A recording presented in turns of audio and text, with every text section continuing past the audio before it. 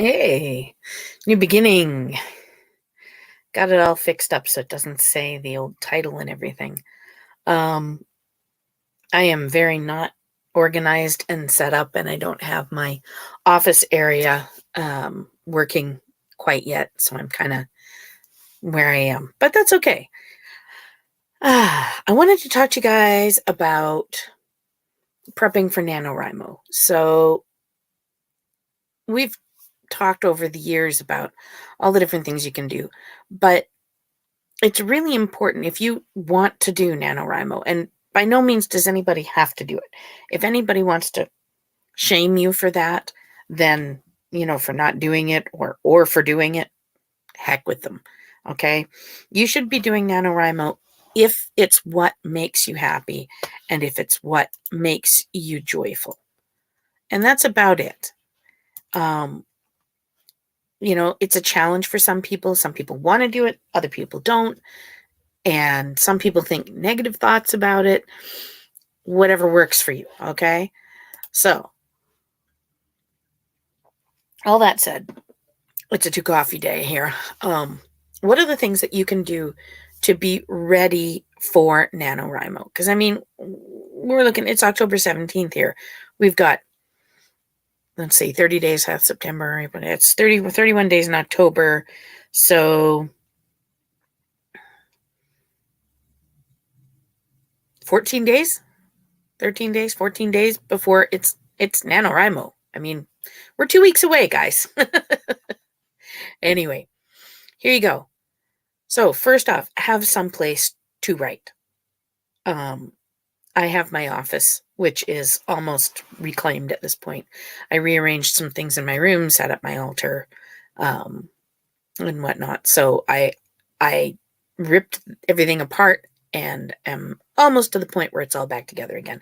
So when NaNoWriMo happens, I will be able to sit down at my desk and I will be there ready to write. Have something to write on. That's number 2. I write on a Chromebook because for me, it moves around. Like right now, I'm sitting on my bed and it allows for that. And I can move it to my desk. I can move it downstairs if I need to. I have all sorts of options available to me. Other people write by hand. They write on a desktop. They write on one of those little word processor thingies. Whatever works for you is fine. But make sure that you have everything you need. Don't have things set up in such a way that you fail. So if you're going to be using your laptop or your Chromebook, make sure it's charged. Okay. If you're writing with a pen, make sure you got more than one so that if you run out of ink or something happens, you're ready. Make sure you have enough paper or enough disk space or whatever. And make sure you have enough time. That's the one that gets most people. Okay. Making sure you have time is not easy. A lot of us have tons of things to do.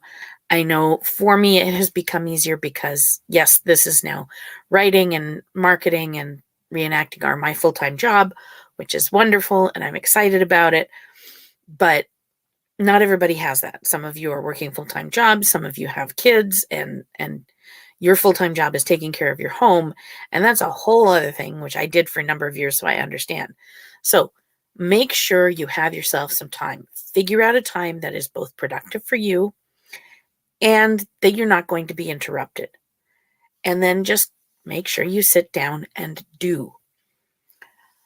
Have ideas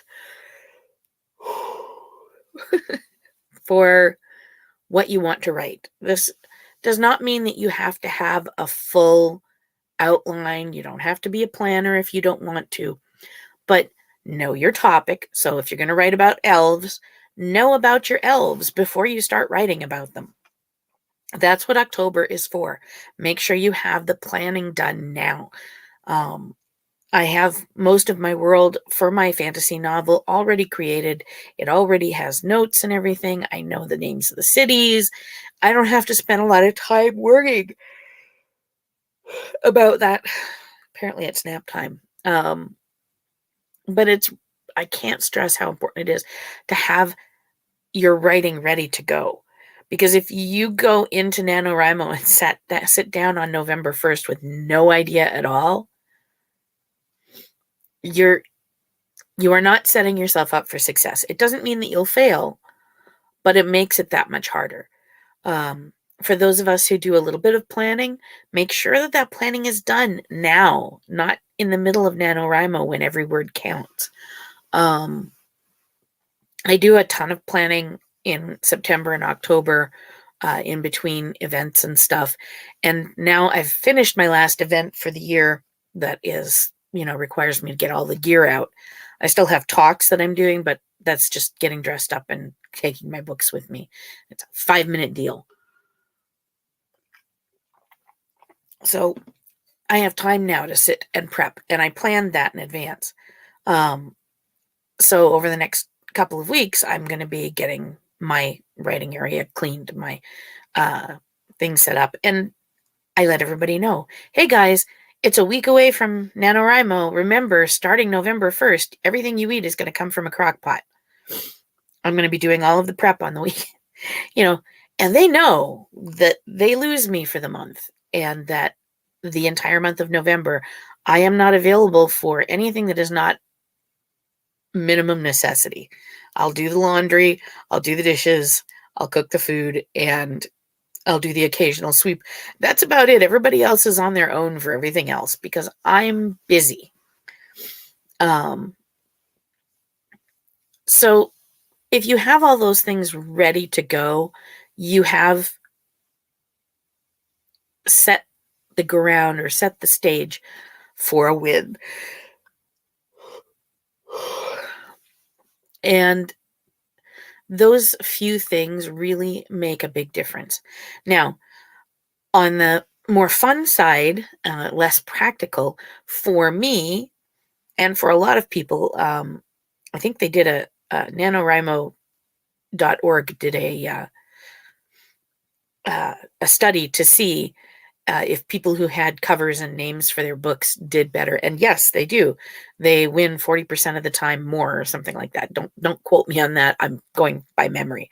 But I mean, it was a number that was real and large. It was significant. Sorry, guys. And so take some time. You don't have to have a final cover. What I usually do is I make a mock-up of my cover, and that is what I want it to look like. And that's what I'll send to my person who makes covers. Because, I mean, yes, I made the covers for the cookbooks, but that's a little different when it comes to fiction. I am not qualified to make covers for fiction novels. So apparently I shouldn't be doing this right now. But anyway, the cover and title can always change, but if you have them, it gives you something to kind of hold on to. What was the basic premise of my novel? What am I aiming towards? What scene haven't I written yet? That kind of thing. And even if you change it halfway through or you change it during the editing process, that's fine. But starting out with that gives you something to go on. It adds fuel. And the last thing that I do when I'm prepping for NaNoWriMo is I look at the novel that I'm going to write. So mine this year is a fantasy novel. It's a D&D style novel. Okay, so I'm going to go out on Pinterest and a couple of other places and take a look around, and they have writing prompts based on subject. So I will go and find some writing prompts that are based on the topic of my novel. And I line them up and I number them. So I have, usually what I do is I get 20 of them, and then I keep a D20 on my desk. And if I hit writer's block, I roll the die. And the rule is I have to write that scene into my novel right then. Now, does that scene often make it into my finished product? No, at least not in the place where I write it. I have written some fun scenes that have come out of that kind of writing prompt, but have moved them to more appropriate places in the novel. But whatever it is, it gets you writing. And once you're writing again, you gain momentum. So this is something that you can bargain with yourself. It's a way of tricking your mind into keeping moving. Because I want to make a point here.